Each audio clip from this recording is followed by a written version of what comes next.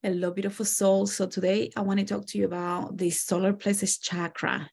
And we had done the root chakra and the sacral chakra.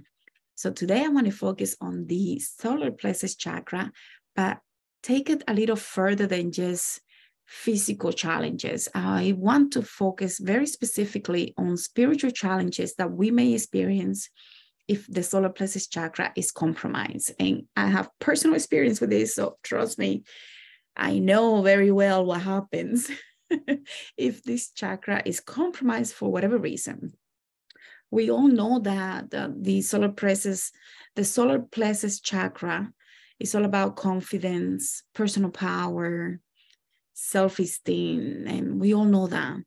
But I want to talk to you about what happens if you are in your awakening process, or if you were born with abilities or you experience abilities at a very young age.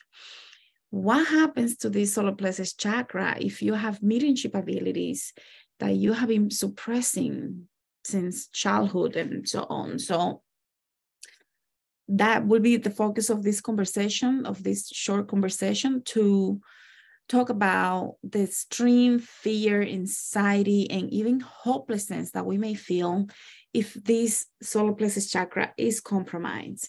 So for this video, I definitely want to focus on the spiritual aspects of the solar plexus chakra and not so much on the physical illnesses like we did in the first two videos. And just because I feel like it is the right approach for this video.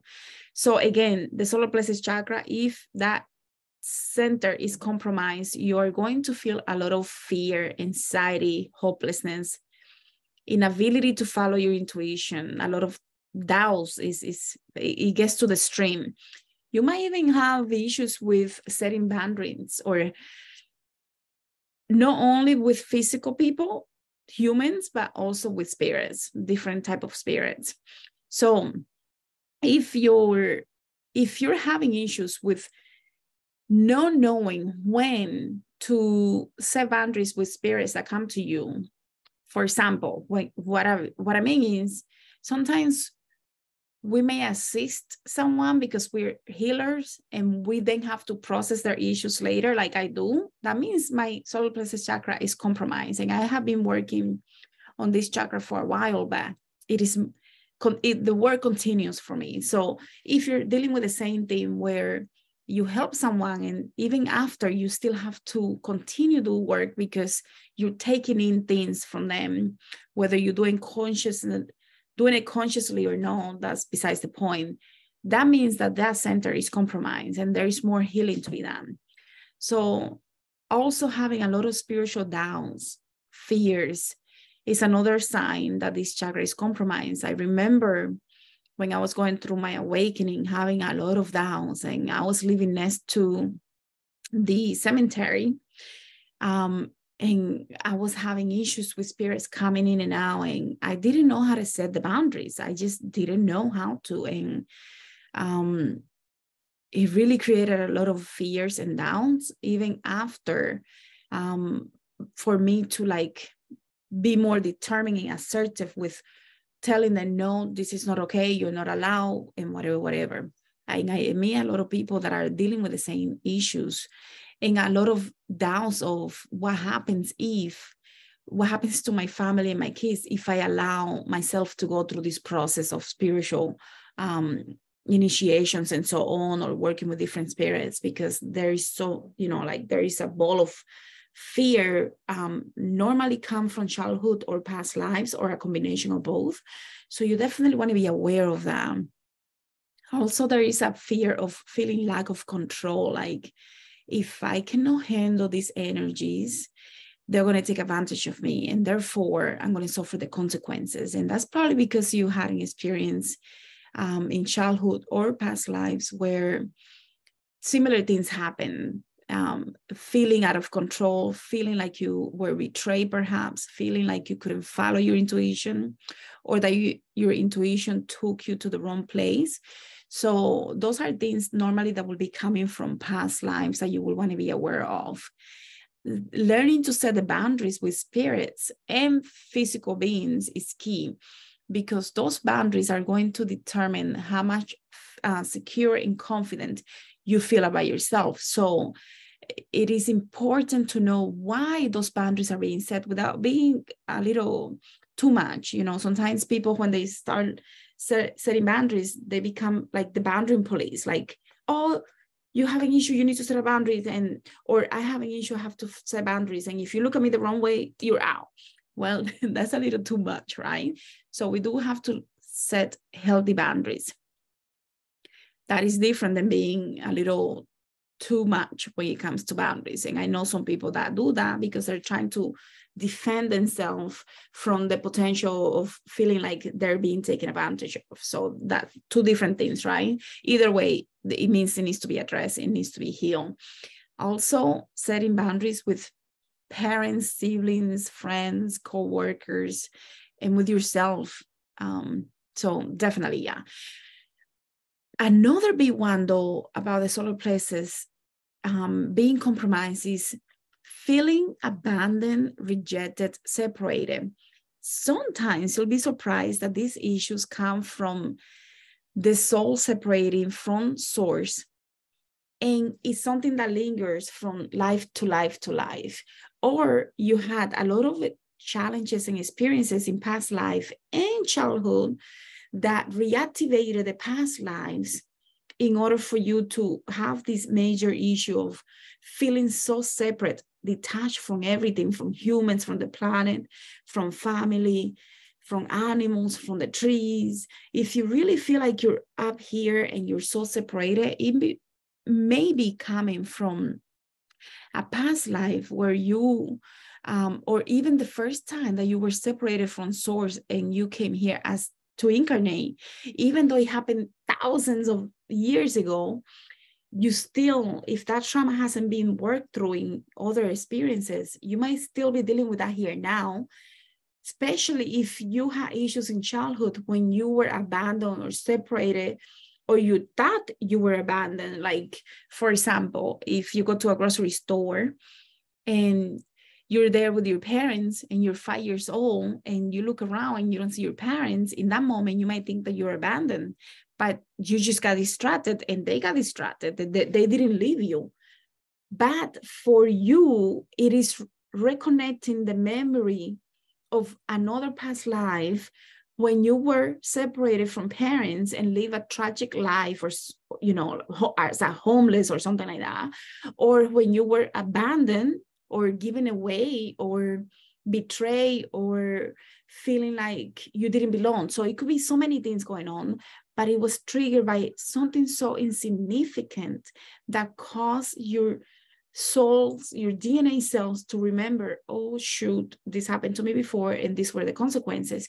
All of that is happening unconsciously. It's not happening consciously, but it's still triggering a lot of traumas and fears, so that you will need to work through that. You know, I had a client when he was separated by his siblings, from his siblings. I think they were fishing or something like that, and they were in the mountains somewhere, and they, I think they were playing a joke on him. He doesn't, you know, the whole story wasn't very clear for him consciously. He was playing, they were playing a game, and they got separated for split minutes, like no seconds, minutes. And because he was so traumatized in that moment, the way that he remembered the whole experience was that my siblings, my brothers abandoned me. And that created so much issue with feeling detached and abandoned, separated from his family up until this day. So we might think that little jokes here and there are just childish games, but they can really affect someone tremendously. What else I want to share today in regards to this solar plexus being compromised? If you're having a lot of experiences with, I'll give you another example. I had a client. She grew up in the mountains. The family had a business in the mountains, and it was a seasonal business, so that they will spend a lot of time there, even after the season, because they were getting ready for the next season. it was a very lonely time for this person. And this client felt like she was so removed from civilization that there was no life around her, because there were no other humans. There were trees, there were animals, but there were no humans. So it was only the parents and her, no other siblings. So she felt very lonely. The parents were always busy working, so she was playing a lot with different things that she was able to see because she had mediumship abilities. But some of those things didn't have the best intention in mind because of the parents having a lot of drug and alcohol abuse. So she was being traumatized by these negative things that were being attracted to this family house because of the behaviors that the parents were indulging in, the drugs and alcohol.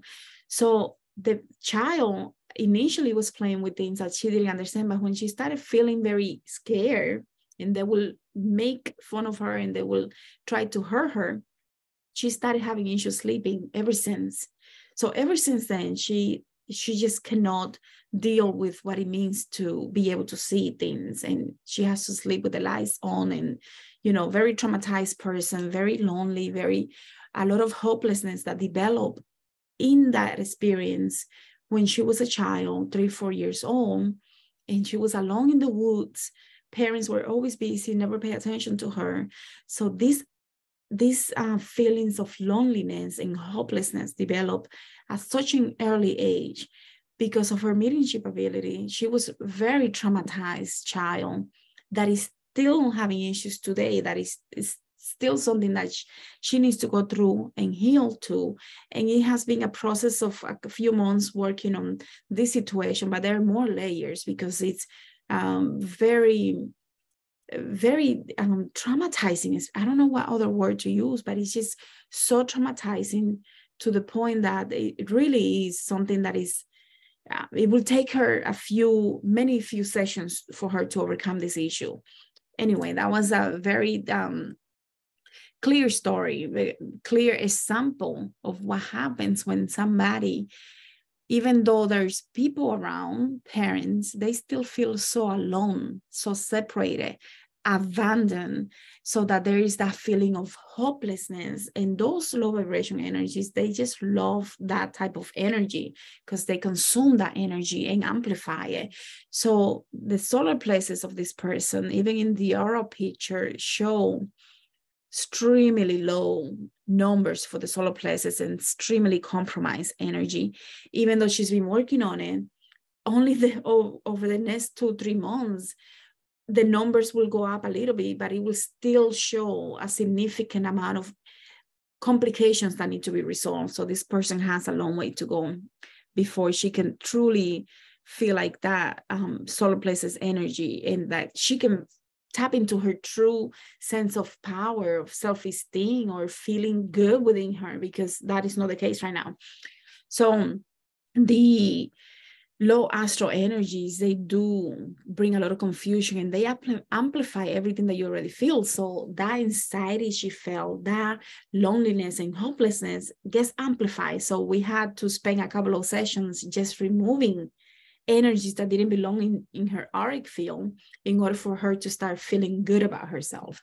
What else I would like to share? The solar plexus, the chronic fatigue sometimes can be because of solar plexus complications, especially from childhood and past life. And how you notice that these things are happening is because of the fears that you will have that create the fatigue from feeling tired, obviously, from feeling like too much responsibility on your shoulders, feeling like no matter what you do, you don't go forward. So it's like you're always running against the time clock or whatever. So this extreme fatigue could also be coming from past life experiences where you had a lot of issues in terms of not being the best version of yourself, so that you may be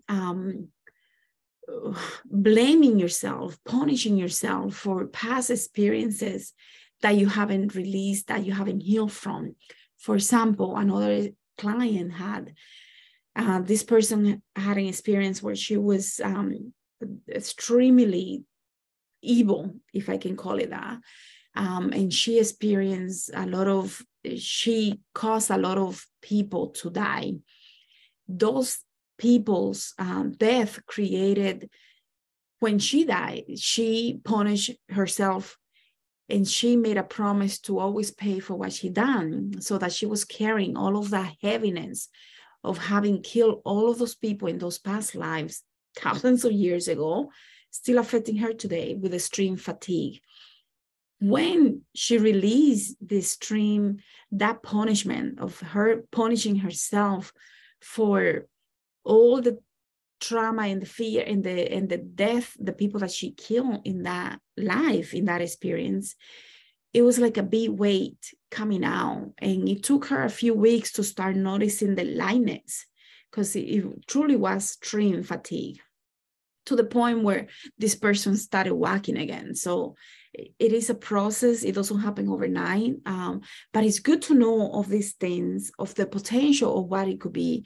Because if you're dealing with something similar, now you know, okay, maybe I need to think about that, and maybe I need to do this and that, and maybe I need to reflect, because some of these things, there are solutions for them, but we really have to be in a reflective mode and have the right assistant, because some of this work we cannot do it by ourselves, unfortunately. By the time that we get to the point of reflection, we stop there because we don't know what else to ask, which is why we need people that are trained in order for them to help us, right? And that's why spiritual hypnosis is so powerful. So I think I'm going to leave it here for now. I think you have a good idea of the solar plexus chakra and the spiritual issues that we could be feeling if that area is compromised, from spiritual fears, spiritual doubts, fatigue, feeling like we don't belong, detached, feeling abandoned, feeling hopelessness, helpless, feeling like no matter what we do, it can never get better. So I'm going to leave it here for now, and I'll see you guys on the next one. The next chakra video will be obviously about the heart. In between them, I might be doing something else. So just stay tuned, like, and subscribe. Thank you so much. And I'll see you guys. Happy New Year. Yay!